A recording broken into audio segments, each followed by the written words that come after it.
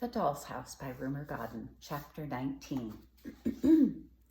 Now the Plantagenets of the Doll's House were only allowed to use the attic and kitchen.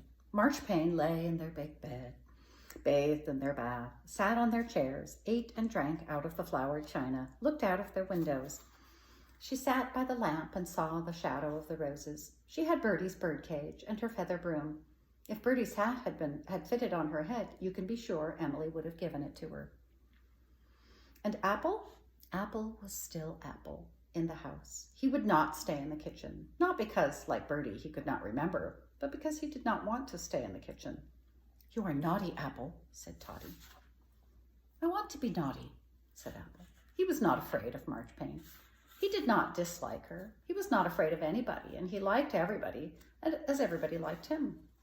"Sing me a song," he said to Marchpane, as he would have said to Bertie or Toddy. "I don't know any songs," said Marchpane, and Apple laughed in high delight because she thought Marchpane was teasing. "Go on, sing it," said Apple. But Marchpane really did not know any songs. She had lived for all those years in nurseries, and she did not know any songs. This was because her head was so filled up with thoughts of herself that there was no room for the smallest song to enter. But she was very clever. She knew that the Plantagenets did not like Apple to be with her, and so she said, "You sing to me." This was clever because most people, however small, liked to sing in their own songs best, and Apple began to sing to Marchpane. Every day he sang her a song, and she pretended to love it. Soon he had a habit of going into Marchpane. "Apple, don't do that," said Toddy.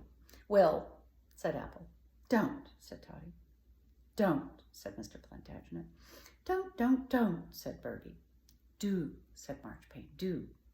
Apple liked people who said do better than people who said don't, and he continued to go into Marchpane. "She will get him into mischief," said Toddy. "I am very uneasy about him," said Mr. Plantagenet. But they were far too proud to go in after Apple and show Marchpane that they cared.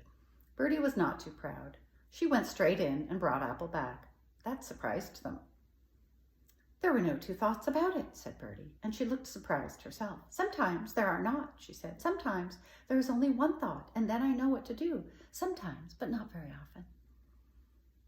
"And why don't you let him play with me?" asked Marchpane.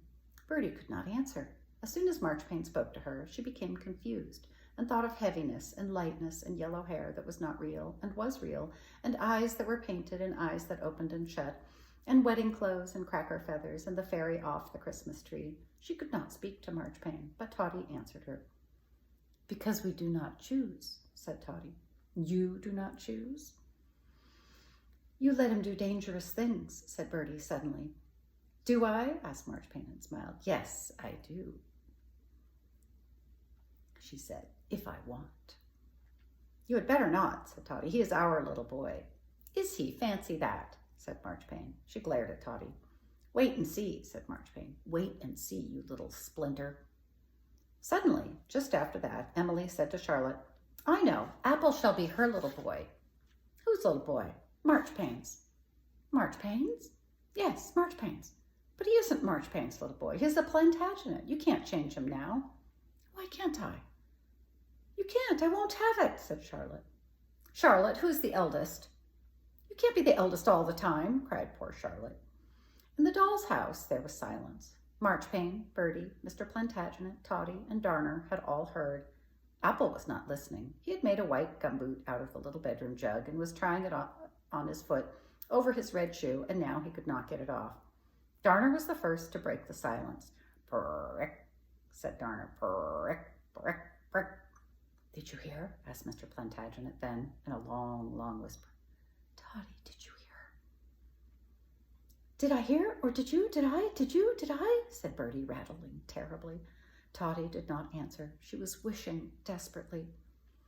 Her wood as hard as if it were full of knots and grains. "Oh, Emily, Emily, Emily, Emily, I wish, I wish, I wish," wished Toddy. "Oh, Emily, Emily." But Marchpane only smiled her heavy china smile. End of chapter 19.